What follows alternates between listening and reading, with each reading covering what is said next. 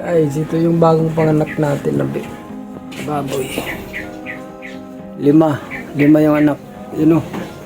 1, 2, 3, 4, 5. 6 yung nanay. Blessing naman na dumating. Ganyan lang yung tamang pag-aalaga ng baboy. Dapat malinis yung kapaligiran. Tapos nakakain ng tama yung inahin nila. Yung pinaka-importante talaga is yung malinis talaga yung area mo. Para malayo sa sakit yung mga baboy.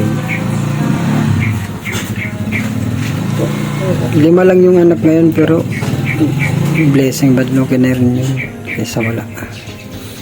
Ano? Dati yung anak nito is nasa 12.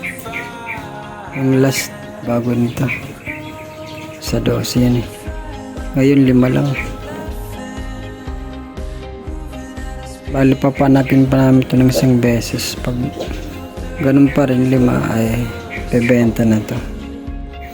Bali magtitira kami dyan ng isang babae. Yung mga puti is puro babae yan. 1, 2, 3 babae yung mga puti. Tapos yung 2 may makulay. Lalaki yan.